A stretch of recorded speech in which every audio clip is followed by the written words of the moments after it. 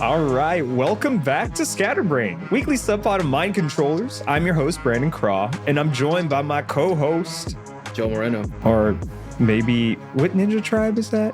Or wait, does it say free on there? Yeah. He's wearing a beanie right now. Yeah, I gotta control my mane. I gotta go get this cut in a couple weeks because. For sure. Yeah, I'm like, I get you. So anyways, sit back and relax. And we're going to tell you all about the video games and media we've been enjoying this week. But, before we dive too deep into the games, if you haven't already done so, go ahead and follow us on the social media, Instagram, YouTube, Twitch, Twitter, Blue Sky, YouTube. Did I already say that? I probably already said that. All of the above, just so you could get all the quality content that we've been putting out every week. We'll get into the video games in a little bit, but Joe, how you doing? It sounds like you had a more chill day than you originally anticipated, so that's good. Yeah, I had a chill day, got my workout in, and now we're here. So I'm glad to be here. We get to talk about gaming, just other stuff. This might become the Bleach podcast soon. I think I'm Bleach now. Oh, really? And I'm not even that deep. Yeah, I'm like chapter 250 something, right? Okay. Been watching the intros. Now I have that on my Spotify, so I'm Bleach pilled, I guess. Oh, shit. Who's your favorite character right now? I really like Chad, but he doesn't do much yet. He hasn't done much. He's kind of like not there. Or Sado, right? For those guys out there. But Ichigo right now is pretty sick. I'm at the point where he is trying to control his hollow form, right? He can only do it for like about 10 seconds, which is like his powered up form, right? Mm-hmm. And they're trying to rescue Orihime. So I'm in that part right now. Okay. I think I remember roughly where it's at. It's pretty early. Yeah. It's like chapter 200 something. I think I watched that because I didn't read it. I watched the anime, but I think those episodes I watched maybe 5 years ago or so. So it's just like this is an old anime manga. Yeah, it's been around for a while. It's part of the top three that people probably say is like One Piece, Bleach, and then Naruto. And yeah, I could see why. It's got a lot of history to it. It's got a lot of depth, which is like part of the reason why it's hard for me to get into it because of all the different characters that are in it right now. Yeah, dude. Yeah, you've gone to the Soul Society. Right? Yeah, Soul Society. So I'm at the part where they're fighting the Arankats, which are I guess they're Aizen's henchmen, right? They have like all these ranks and stuff that I can't tell you. I would have to look it up because there's so many damn terms in this manga. Dude, you just have to take note. I know. Yeah. I know. It's kind of like Juju as well, where they just have so many terms, so many explanations, and then they come up with like ways to like subvert or go around some of the previous rules that they had just established. Yeah, it's there's a lot going on with it, so I don't blame you. I can barely remember like just the core 5 characters of that anime of Bleach, but you got in the Soul Society and you got the 13 squads, and then you got the squad captains, and then their lieutenants, and then all the other people in each squad, and you're just like, I can't remember these 50 plus people. Yeah, even I just read that. I'm like, I just like to see cool shit, really. Yeah, let them fight. That's what I'm here for. Yeah, I think the final season that it's just ended. I mean, like it has. It once again, I'm pretty sure I complain about this, where it's broken into a bunch of different parts, but yeah, it's the 1,000-year blood war, right? Yeah. 1,000-year blood war equals 1,000 episodes. So right now, that's why I'm reading it. Yeah, feels like each person is getting their own big fight as a big send off to them since the end of the show, and I totally get it. Makes a lot of sense, but it's so hard for me to follow sometimes. And my fiance is getting so upset whenever I don't remember one of the characters. I'm just like, I'm sorry. I just got One Piece stored in here, and that's about it. That's my capacity. Yeah, One Piece is quite a bit, but we love it. We stand One Piece. But cool. I'll let her know that you're really enjoying Bleach as well, because that's a fun one. Sure. Yeah, I've been having a good time with it. I can't wait to get more in depth with it. Time will tell if I'll enjoy it, all the way through. But I enjoyed Naruto. I enjoyed Dragon Ball Z. I'm probably going to love this as well. Totally. It's a similar like shonen. Yeah. I would say stereotype, but it kind of, set the stereotype for a lot of stuff because it's been around for so while. for such a long time. But what else was I going to say? Oh, yeah, Solo Leveling. I would really love if you check that out eventually, whether you read or watch it. Is it dubbed? Yeah, the first season's dubbed. I think the second season is coming out right now still, and I think the dub is 2 episodes behind. So, that's okay. Yeah, I don't know. I enjoy listening to the sub, but yeah, for the dub viewers out there, I ain't going to discriminate against y'all. Like, I totally get it. Cool. Well, I guess we're ready to talk about video games. So I have a few games on my list. We could get to it later. I'm curious about what you've been playing, but just to give you a quick rundown of what I've been playing in case you wanted to save the conversation for one of them for later. Blade Chimera, played the demo of that. Ninja Gaiden Black 2, I think is what it's called. Yeah. I don't remember if it's Ninja Gaiden 2 Black or Ninja Gaiden Black 2. Anyways. And then Eternal Strands. Yeah, I'll chat a bit more about those later. What have you been up to? And like, what have you been playing? So not too much, just more Zenless. I mean, because update 1.5 dropped. So there's new characters, new content. They got a Fall Guys mode now, which is what? Kind of fun. Yeah, there's a Fall Guys mode now. So the way that works is like, I don't know if you've ever checked it out, but there's like these little bunny robot guys that you take control of in this Fall Guys mode. And it's just like an obstacle course, right? You get currency to buy like, pools in the game, other things. I've just been doing like the story content, a little bit of that stuff whenever I can. It's been a chill time. It's more Zenless. That's all I've really been playing. Animal Crossing, of course, that's my daily. Sure. Yeah, honestly, I'm just waiting for Yakuza Like a Dragon Yakuza Pirates in Hawaii or whatever it's called. I'm waiting for February at this point, and we're so close, right? It's right. We got that. 2 weeks and we got away. Monster Hunter. Dude, I know. I got a gift card, like a Visa gift card for doing a focus group. I already told you about that. I was gonna use a bit of it today because Dragon Age Veilguard is actually $20 at GameStop. Yeah. It's 25, and then I have like that $5 reward reward thing, and I was like, do I do it? It's only $20. Like, and I've been wanting to play it. I love Dragon Age. You know me, I'm a sucker for the fantasy RPG. But I was also like, but then that's going to eat away at the Yakuza. And then I feel like everyone's going to get Monster Hunter Wild. So then I'm going to want to get into it. I'm like, man, I just better save the funds for that. But I don't know. What do you think? Should I pull the trigger on Dragon Age Veilguard? I mean, are you planning to play it right away or play it later on? I think I would probably play it right away because right now the 3 games I just listed, they've, with the exception of Ninja Gaiden Black 2, they've mostly been demos, and I haven't even reached the end of the demo, but I still feel kind of done with it. Like, I played for a little over an hour. I have enough sense of how the game plays and what it feels like and everything. So I don't really have like a main game to work on right now, except for maybe Ninja Gaiden Black 2. Which I'll get into in a little bit. I don't know if I want to keep on play it, but like it's been fine. So I don't have like a main game to play, but then again, Yakuza's coming out in 3 weeks, I think, from when we're recording this. Something like that, yeah. 21st, I think, of February. Yeah. So almost a month, right? 4 weeks, 3 weeks, yeah. Yeah, because of that, I haven't really wanted to pick anything up because I know I'm not going to finish it. Right. I recently picked up the Final Fantasy Pixel Collection, I think I told you, on Switch, which has Final Fantasy 1 through 6. I've played 1, beaten 1, 2, I've never finished. 3, that was my first Final Fantasy. Never played 4, 5. I played 6, never finished it. But as you know, Final Fantasy games are not short. They're pretty long. No. So I don't want to start anything too long right now because once the Yakuza game comes out, that's it. Like in Monster Hunter, within a week of each other. So yeah, I mean, 2024 might be cooked already. It feels like it. I feel like with the stacked February, oh my God, and Split Fiction comes out. Holy shit. Yeah. Wait a second. Yeah. Oh, man. Well, okay, maybe I shouldn't buy Dragon Age then. There's already 3 games I want to buy in the next 3 weeks. So sorry, Dragon Age. I do want to play you eventually. I hope it makes its way onto Game Pass at some point, because I know they already have a partnership with EA where they have EA Play integrated into it. I think that's how we're going to play It Takes Two. But yeah, I don't know. There's a lot. So I don't blame you for not wanting to start Final Fantasy. Would you start one of the games that you had never played before, or do you want to start like from the beginning, like with 1? I would probably want to start with 4. Yeah. Final Fantasy Okay, 4. why that one? Just because 1 I played recently, like 2 years ago. 2 about a year ago, never finished it, and then 3. It's been a while, but I remember playing 3 like 2 or 3 times. So I think I'm good on Final Fantasy 3. 2 or 3 times? What? Yeah. I had it on a DS.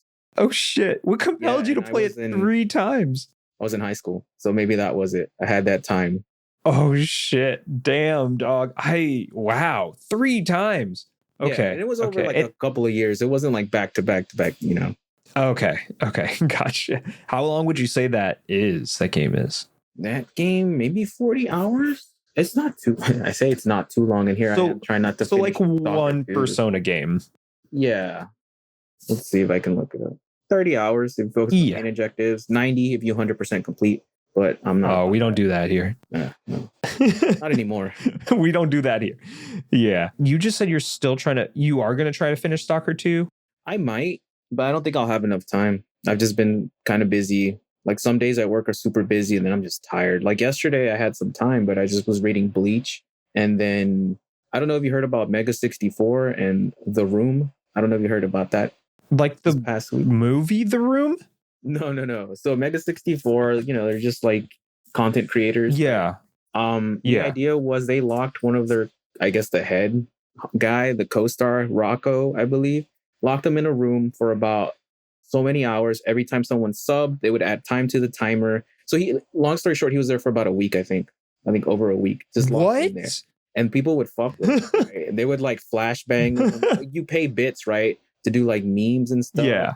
He got tired of the Joker 2. What was that one Bewitched song? The one where he's gonna bring spring to her. It was just a shit show. It was a good one though. Like it was really funny.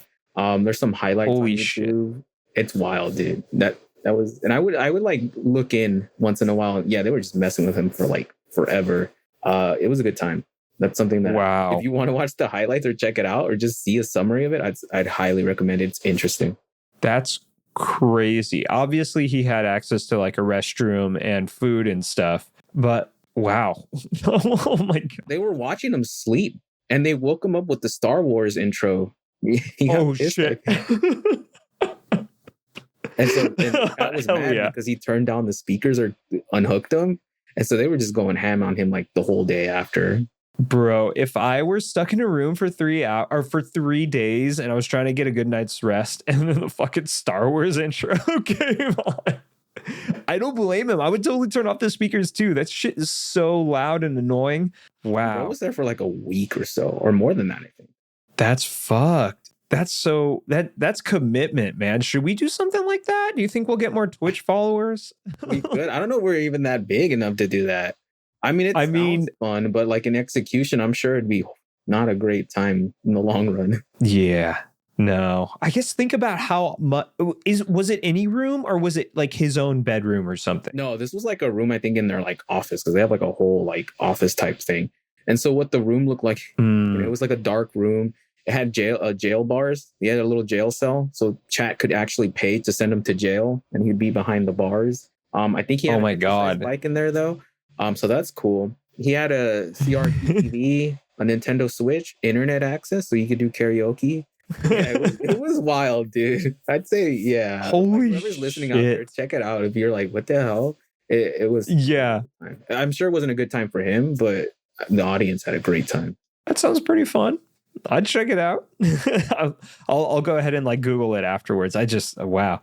It always amazes me when people do like some of these like Twitch streamathons and they're like in this one spot. Yeah. For like a whole weekend or like this guy with a week. Or like, I think it's like Kai Sanat and he sometimes when he's like streaming a game, he's just like, I'm not going to leave until I beat the game. And I think he beat Red Dead Redemption 2 in like 48 hours or something. And it's just like, I don't watch the whole thing straight, but I always wonder, like, are they taking a break at all? Are they literally just playing the whole time and maybe only stopping to eat and then probably sleep? But then do they leave the sleep streaming? Like, I have so many questions about the logistics.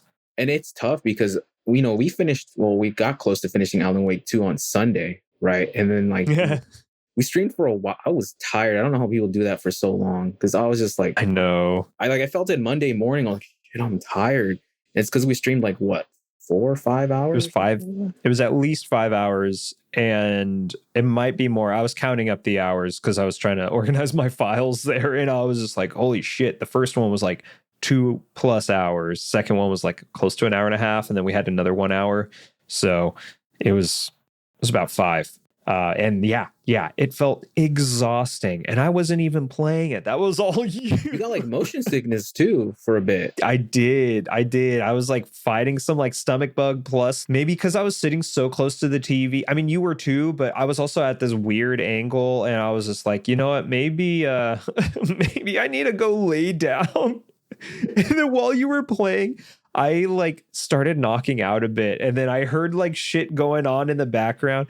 I also felt like you might have been not amped up, but perfectly in your element after that 200 milligrams of caffeine from that Zero Sugar Ghost energy drink. Bro, I hope one day we get a sponsorship because I'm all about that Ghost energy. Oh, dude. Yeah, I bet. I haven't had an energy drink in a long time, and I'm scared to have one.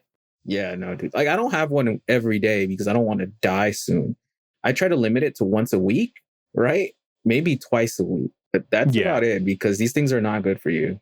I noticed a pattern that you often come over with one. Are you saying that you need the energy to get through our sessions? I need a kickstart to the day, especially when we're streaming. Yeah. I knew that day we were going to stream for a while. Even if you were like, bro, I don't know. I'm like, no, let's do this, right? Yeah. I didn't get my full 8 hours of sleep the night before, I think. What was I doing? Oh, right. Japanese tournament for Street Fighter 6, I think. Hell yeah. And they started streaming like at midnight, and I was like, I'll watch like an hour or two. Yeah, I mean, because of the time difference, so that makes sense. I know there's a Dodger game they're playing in Japan in March, and I think the start time of it is 3 a.m. our time, and I'm like, no, I can't do it. I'm gonna wake up and see whatever highlights or something, but I cannot get up that early. Man, my cousin got tickets to it and he's going. I'm so jealous. I'm like, that'd be sick. Yeah.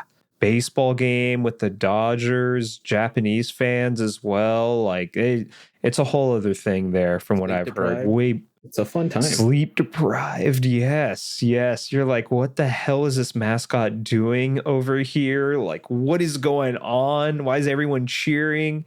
Yeah, it sounds like a good time. But anyways, how did you feel about the ending of Alan Wake 2 now that we've digested it a little bit? I want more, right? Because it wrapped it up. It definitely wrapped the game up, right? But I'm also like, the Dark Presence is still an issue, right? As we see, because the Lake House DLC, I think, takes place before Alan Wake 2. But the Dark Presence isn't only like, it's not only like a thing that affects Alan, it affects any artist. And I think we were talking on stream, like, what would this look like if it was like a manga artist or something like that, right? The way that it wrapped it up was, using Saga and Alan as the hero, right? Saga essentially, spoilers. I don't know. Do we get into the spoilers territory? What do you think? Well, I mean, I'll put a spoiler warning in the notes, and I'll make a little. I'll just say spoilers for Alan Wake 2, and it's all technically kills Alan, right? The Dark Presence, who is Scratch, right? It's like alter ego, with the Bullet of Light, which sounds like Legend of Zelda, like the Arrow of Light, right? I know. I was thinking that too, like that. And we realized that it's not a cycle; it's a spiral, meaning there is an end to this, right? So we haven't hit the end for Alan. And I like that, it's because the whole game, it's like, it's a loop. We're looping every time we die, we're trying a different loop. And it's all part of the experience, meaning that maybe some of those deaths actually happen, right? It's a spiral. We keep going till the end. I like that. I really enjoyed the game. I wish we finished it on Sunday because I felt like the ending was deflated, right? When we played it, we had no idea how close we were because, we've never played the game before. Totally. I know. I could not believe we literally had like 20 minutes left of the game. And of those 20 minutes, I think 10 of them were me trying to figure out where the hell to go and like what to do. But it was literally just like run over here, talk to this person, grab this item, run back over here. And now here's 10 minutes of cutscenes. And that's the game. I really enjoyed it as well. I think there's some like quality of life things and improvements I would love to see for the upcoming game, namely faster travel and like faster running, as well as maybe fast travel in general, and then maybe a bit more autosave mechanics. Yeah, I would say a more robust save mechanic, because the autosaves are nice, but if you notice, like if anyone was watching, when we would quit, right, it would start us like maybe 5 or 6 minutes before our save, right? So we would have to redo some stuff. Wasn't a big fan of that. I mean, yeah, it's a couple of minutes, but still, it's like when you're streaming, you just want to get to, you want to make progress. Totally. Yeah. And then stuff like that was really impeding the progress. So, especially since we're mostly playing it for a narrative base and like to talk about its narrative and its story. And then on that note, I felt really satisfied with the narrative. I think it did an amazing job switching between the two characters and like telling the story. Like you have the Mind Palace, which is literally just like their inner workings of the mind, and you could see like these thoughts play out. And like for Saga, she had some supernatural ability to actually interact with people and kind of connect with them on a telekinetic level to figure things out, to profile them like a cop would in order to deduce things, and like a detective. Yeah, totally. And then I loved just the whole allegory of the dark presence. We see now, especially with the DLC, we see that it affects writers, artists in general. Very much an allegory to like depression or anything related to depression and kind of darker thoughts. Because I do feel, I mean, I've been surrounded by musicians and other artists my whole life. I am one myself. And I think, a lot of the people I've interacted with, they unfortunately suffer from some level of depression. Some of them is like a clinical level of depression where they've diagnosed and are on, medication to help mitigate some of the symptoms. Some of them go to therapy for it. Some of them aren't as like their level of depression isn't maybe diagnosable, but they certainly have like certain things. And I feel like a lot of artists use this to help fuel their art somehow, sometimes, and or maybe just use it as an outlet. And in Alan Wake 2, we kind of get a bit of that as well. We see Alan seems like a pretty high-strung, like very anxious, very neurotic person. I guess he uses that to fuel his writing, but sometimes, it's affecting the people around him. Like Alice, we see her, quote unquote, unalive herself because of kind of Scratch gaslighting her for being, and then we find out at the end it wasn't even Scratch. It was straight up Alan, I believe. Yeah. Then we also see now in the DLC with the artist, a painter who was like captured and forced to paint over and over and over again. And now his quote unquote soul is like captured within this one painting, and he's very angry and he wants to get out. And I just love all the allegory behind it. And not to mention the enemy design and how well it is. It feels so creepy, so eerie. I always return to what makes a good horror game, and like human-like enemy design is something that it keeps on coming back to. And all of the enemies we saw in Alan Wake were something like that.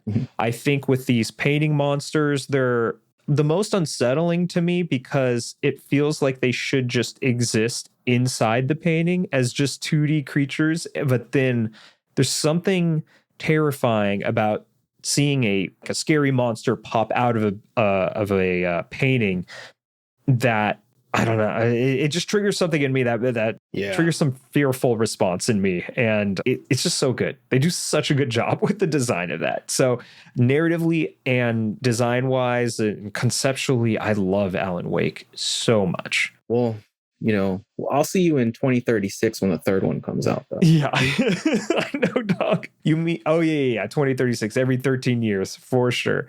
Yeah, it's crazy, man. I wish they pumped the games out quicker. I think they will now because it feels like Alan Wake had this cult following for the past 13 years, and then Control really came out, and that I think got the ball rolling again for them to want to do something more with that universe. And then they were able to do Alan Wake 2. Now we see, was it FCB or FBC?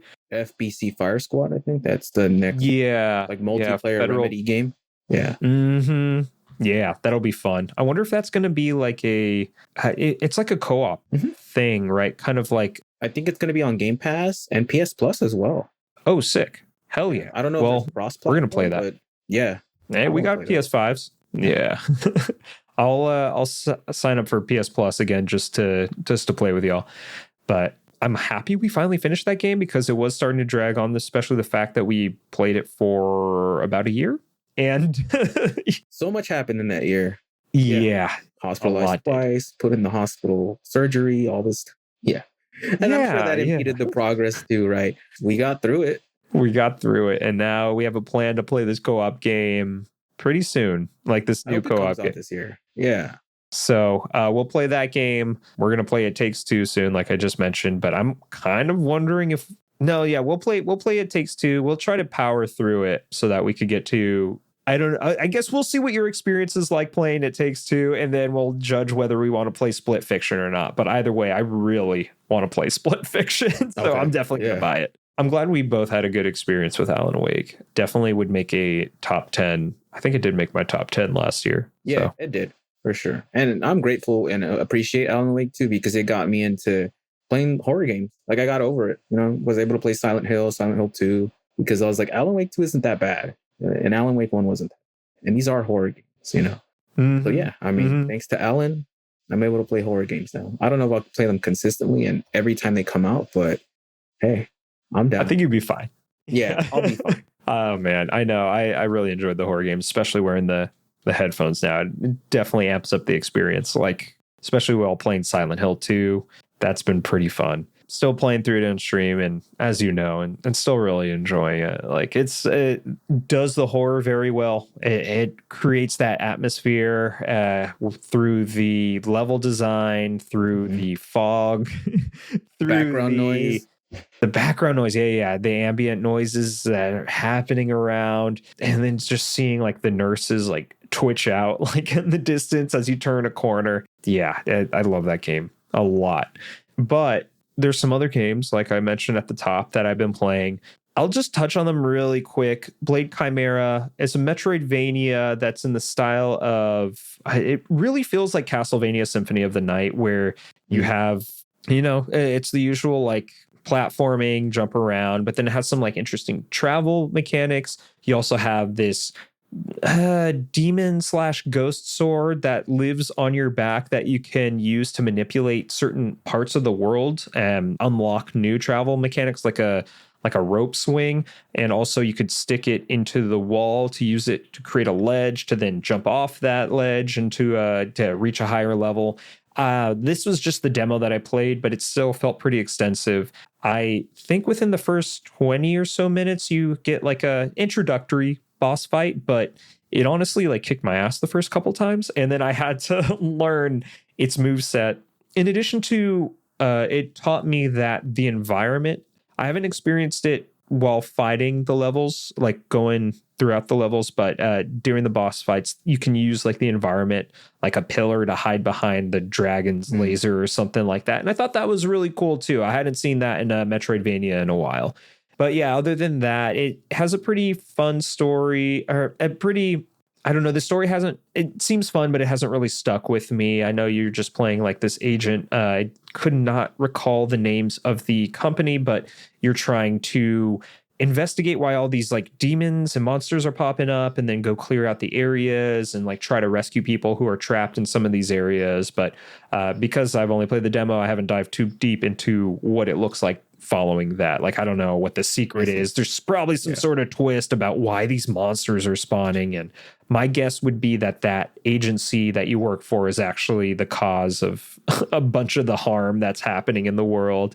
But I guess some of the RPG-ish mechanics that are in there, or just like action adventure mechanics that are in there, just like the equipment and stats. So you can find and purchase like different equipment, such as different guns, different melee weapons, different armor pieces. And each weapon has a different feel to it. So like you might have a pretty heavy broadsword that like takes a while to swing, but it deals a lot of damage and it's very arcing.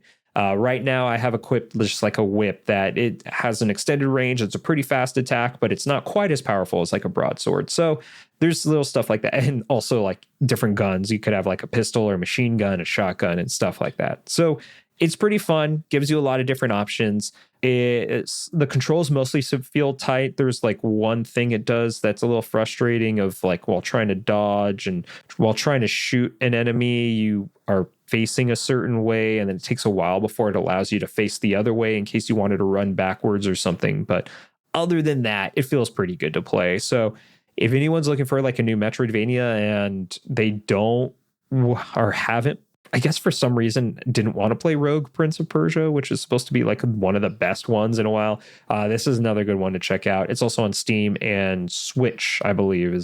I didn't know until you informed me about it. So that'd be a pretty fun one. Eternal Strands is another game that I've been playing. I just played it for like an hour. Was just curious about the demo. It popped up, and then I'm like, oh, it touts as like an action adventure RPG that has destructible environments that you can utilize to deal damage and also traverse the world.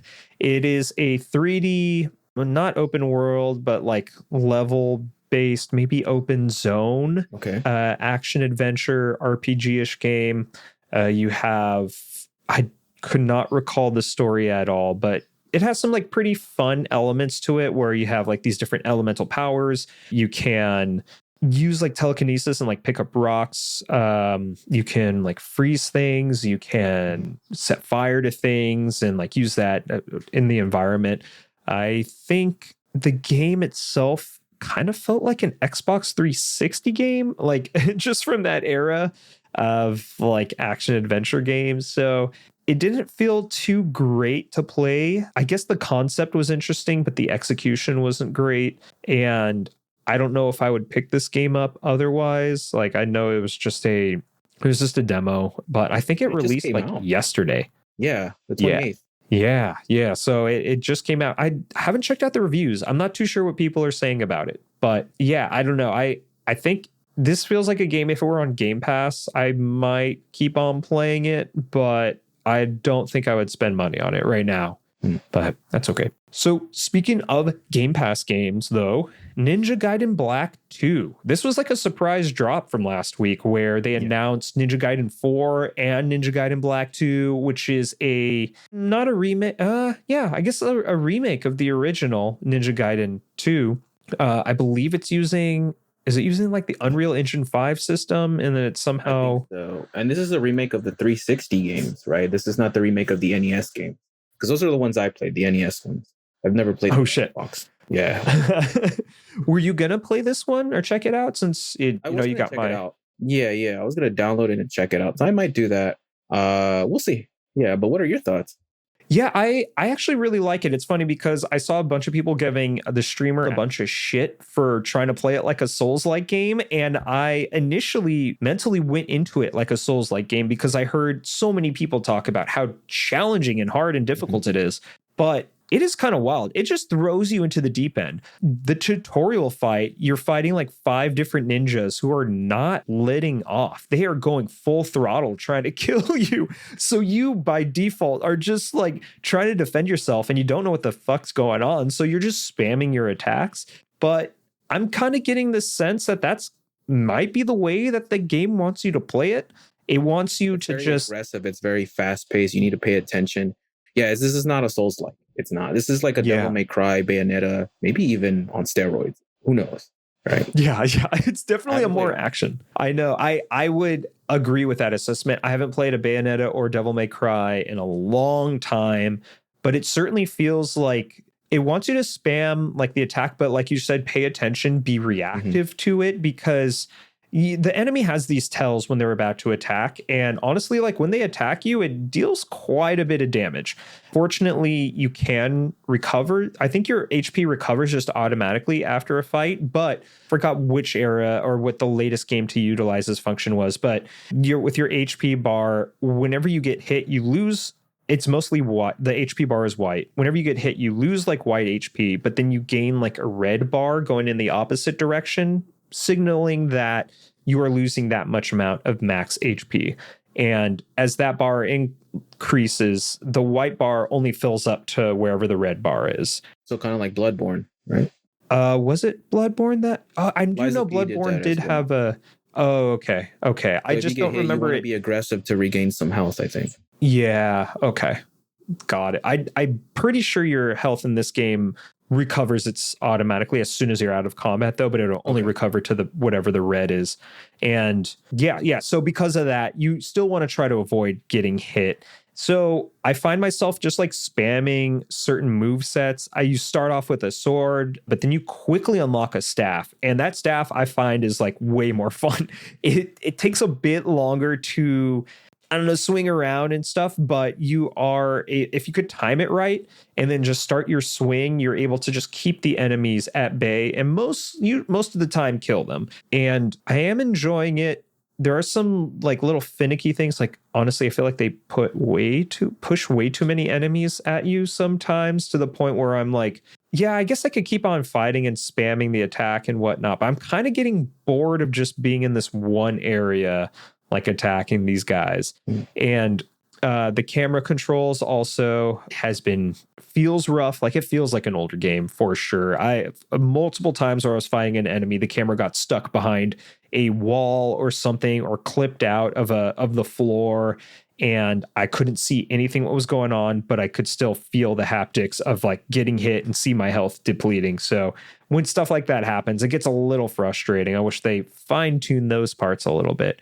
But for the combat, that part feels great. There's some really awesome kill scenes that will occur and that feel functional. Pretty gory game. Yeah, very gory. There's so much blood everywhere. And there's like pretty fun combos. It feels almost like a fighting game, almost like a Muso game as well, like a Dynasty Warriors, where it wants you to just destroy a bunch of monsters that are enemies that are flinging on screen.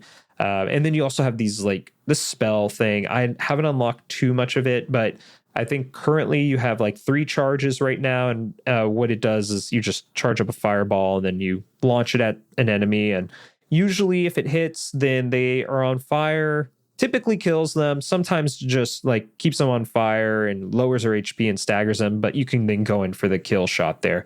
And the kill shots are nice because it guarantees that they die, but I forgot what that system is where parts of their body could fall off. Like, you could knock off certain parts of their body. Like, sometimes you can knock off an arm or just a leg and they're still alive and fighting. So with the kill shot, you at least guarantee that they're not going to come back, because I didn't realize that this was a thing at first. And I was constantly like fighting the guys, knock a leg off. And then I'm like, okay, cool. That's chill. Let me go on to the next guy. But then I see the guy just like crawling and then like stabbing me with his sword. I'm like, oh shit, I didn't know how to do anything about that. So it's been a fun learning experience, way different than the Souls-like genre, which is what I expected going in, but now I'm realizing it is more action combat based. I might keep on playing it because I don't have anything else to play really right now. And I heard that the story is just like 9 hours just to complete the main story. Yeah. And so relatively short. It's been a fun but interesting time. Like I said, there's some things I wish were just tuned a bit better.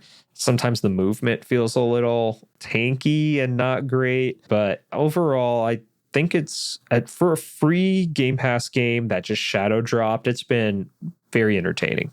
Gotcha. Okay. So you wouldn't pay $60 for this time? No. I would not. I think, isn't it 40 right now? Or is it 40? I'm not too sure. I haven't checked the price out. Okay. I think it's 40. $49.99. Oh, $49.99. Yeah, I don't know. I mean, I guess if you're a really big Ninja Gaiden 2 stan, I'd say, yeah. I'm sure there's like a New Game Plus feature too. Yeah. This game certainly seems like... Who developed it again? Koei Tecmo? Team Ninja? Oh, Koei Tecmo. Yeah. Oh, right. Duh. Team Ninja, of course. Ninja Gaiden, Team Ninja. Yeah, it kind of reminds me of like a Resident Evil Capcom type thing where it wants you to go through the game relatively quickly and then unlock the New Game Plus with some extra bonuses or like new improved weapon or something like that. So I could certainly see that being a selling point to the game too. Yeah. It's funny because I feel like I have not been able to play any video games at all, but I was still I still was able to rant about it for 30 minutes. That's all good. I appreciate it because I mean, I haven't really played much. It's just, there's so much downtime right now. Like, I'm okay with the downtime because we're about to hit February, like I said, and it's about to get real. Yeah. There's a lot of exciting stuff coming out in February, just coming out in general throughout the rest of the year. It happened a few weeks ago, but obviously everyone knows that the Switch 2 is coming out soon. That's going to be so exciting. I'm really looking forward to that April 2nd Did you sign up to do the Switch experience? No, I don't think. I thought Nintendo was sending emails out, but you have to sign up for it. Sounds like. Yeah, you have to sign up for it. You had to previously, and they already sent out emails, and it feels like everyone got denied, myself included. Jeff Keighley got denied. Okay, wow. If the Dorito Pope can't get in, then what hope do we have? But you know what? We'll go camp out at a GameStop. Take a tent and everything. It might be at Best Buy, maybe. So yeah, we'll do that. Best Buy. Yeah, I've seen. There's a Best Buy very close to my house. Yeah. We'll go camp out there. We'll break in. We'll steal the Switch too. It'll be a covert operation. Yeah, I don't think there's too many other things really that were major headlines this past week. I know some of the things I have written down was like PlayStation got a new CEO. It used to be Herman Holst, but I think he was co-CEO with this other individual, and they just promoted this other one as the sole CEO of PlayStation. His name is Hideaki Nishino, and I don't know anything about him. I've only seen some stuff online, but apparently he's like this no nonsense, heavy data statistics driven person, just like all about the numbers. And I mean, as the lead of a company, that makes a lot of sense for what you would want as a CEO. But for a medium such as video games, which are supposed to be, I mean, sometimes they're supposed to be like an artistic creative or do something innovative or to kind of take a chance with some things, which Nintendo is great at doing. It has me wondering what this person's leadership is going to look like and what that means for Sony, what that means for PlayStation, and does that mean the PS6? Like, I don't know. I'm curious to see. Obviously, no immediate thing is going to happen right now with PlayStation and Sony. It feels like with a lot of these new leaderships or new managers, new people in higher management positions, whenever they come in, you don't see the ramifications of it until a few years down the line. Probably just because of the nature of video game development and all that stuff. It takes a shit ton of time. So we'll see what this means for Sony probably by the PS6 release, which is coming out in 2.5 years. So everyone, mark your calendars. December 2027. You heard it here first, guys. PS6 is coming out. What's the price? 800. Okay. Oh, yeah. Right. Yeah, we are Russell 2 years and a half. Jimmy. Save it up. Yeah. Yes. Honestly, I wouldn't be too surprised if it's anywhere between 600 and 800 at that point. Yeah, we'll see. So time will tell. I know. Other than that, I know last week we missed some Ubisoft layoffs that occurred, unfortunately, and like that sucks that it keeps on happening. I think probably because Ubisoft has been going through some shit and they are banking on Assassin's Creed Shadows to actually like save them from the brink of bankruptcy. I'd assume. I have no idea what their actual financials look like, but because of that, they keep on laying people off, and that really sucks. Yeah. And on that same note, EA is going through a restructure. I recently saw today, I don't know if you saw it, that they moved people off the off their BioWare team. I think they said like, oh, BioWare doesn't need this many people, so we are going to move them to something else. No one knows what exactly that means. No one knows if that is due to the underwhelming sales that EA experienced of Dragon Age Veilguard, and I think of the FC Manager 2025. I think it's like Football Club Manager, or I might be misremembering the title there, but pretty much they were banking on these bigger games, bigger like franchise, bigger IPs to make them a lot of money, and those underperformed, undersold. And once again, we are seeing a lot of the workers, unfortunately, take the hit because of this.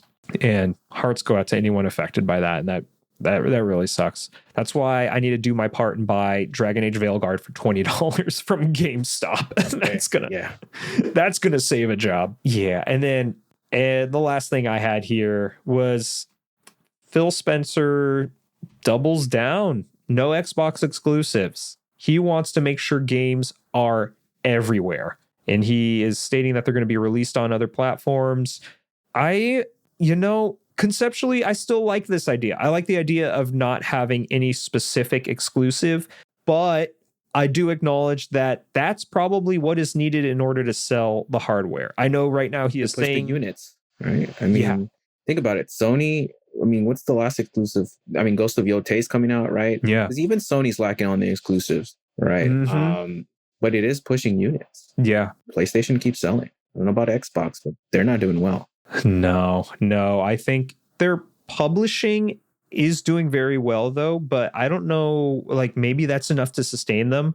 I'd imagine that this next generation of Xbox hardware is probably, I think it could be the last if it doesn't perform well. If what Phil Spencer's like philosophy has been pushing him towards, this might be his last chance before he gets, I don't know, before someone's upset about it. I think that sucks because I do philosophically enjoy what Phil Spencer has been preaching, because I would rather have games be everywhere, available everywhere, so that people like me who don't have an income right now don't have to spend money on the hardware if they really want to play like an exclusive. But I also understand that it's those exclusives that like you just said, that push the units, that make the consoles sell. So I think Phil Spencer is saying that to entice people into the hardware, he wants to make the hardware more enticing. I don't know what that looks like. I know that they're planning on having a like a mobile, like a handheld portable type thing. Who knows what that's going to be like? Who knows if maybe we're going to see Game Pass on like Switch or PlayStation or something like that? Would be crazy. Switch 2 with Game Pass? Hell yeah. I would be down. That'd be bonkers. Yeah. That'd be a good idea. We'll see if it happens, right? I know. Yeah. I don't know. It just some stuff that's been coming up. I wish them all the well, because it feels like Dreamcast was kind of that third pillar of the consoles, and then obviously they're gone now. So Xbox kind of took the place. I would hate to see Xbox go as well. I'm all for more competition in most things. I don't want to see a monopoly just between Sony and Nintendo. And then there's PC too. There's still PC. But I'm all for more competition, because it causes other companies to need to innovate, to bring more people to their own hardware, software, whatever they're selling. I guess before I move on to the article of the week and close this out, was there anything else, Joe, that you, I feel like I've been talking way too much. No, no, I think I'm good. I will give you another guess on the beanie, where it's from, what franchise it's from. Okay. Is it, okay, let's play 20 questions with this. Is it from a Sony franchise? Not exclusively. Not exclusive. Okay, so is it a non of the three of Sony, Microsoft, and Switch? Is it not of any of those? This franchise is on all three of those companies, I guess. Yeah. Consoles. Okay. Is it a JRPG related thing? No. Okay. Is it a game that either of us have played recently within the past year? Yes, for me. I think for you, it might have been a couple years. Oh, shit. Oh, man. I don't know. Okay, go ahead. I give up. I wave the white flag. Yeah, you're good. It's a Guilty Gear. So it's Soul's like belt. He has a belt that says free on it. And yeah, it's a Guilty Gear design. That's the beanie I'm wearing. Sick. For the audio listeners out there. Hell yeah.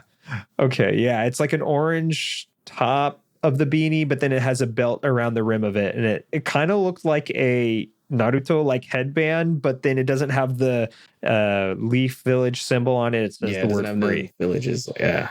Yeah. So it looks dope. You popped in here with that thing on. I'm like, damn, yeah, that is Joe. Like, it looks natural. So keep on rocking it, my friend. So before we close it out and say goodbye, as we do, always want to talk about some psychology and video game related news. So there was one, it was kind of incredible. I don't know. Did you get a chance to check this out at all? I'm going to copy the link URL. I'm going to go ahead and send it to you right now, because they made a website for this person's thesis. This on the Instagram, right? Yeah, I did. So the title, this was a student who successfully defended their, I don't know if it was a master's or doctorate thesis. I think it was in the Netherlands, but either way, the student's name was Leonardo Trujillo. And they published their thesis that was titled Cozy Games for Mood Repair, Stress Reduction, and Well-Being. What this person did was they used a qualitative analysis, narrowed down which features are cozy and whether those features can help with stress relief and mental well-being. And they identified 5 different features that defines a cozy genre. And obviously these aren't exclusive or concrete, but these are the closest things that they could get to so far. And those 5 features that make up the cozy game genre are the lack of pressure of systems of having to do anything really in the game, low or adjustable difficulty, consistent art style, chill background music, and story and mechanics that are not centered around violence. That also includes optional combat and avoidable confrontations. And all this makes a lot of sense to me.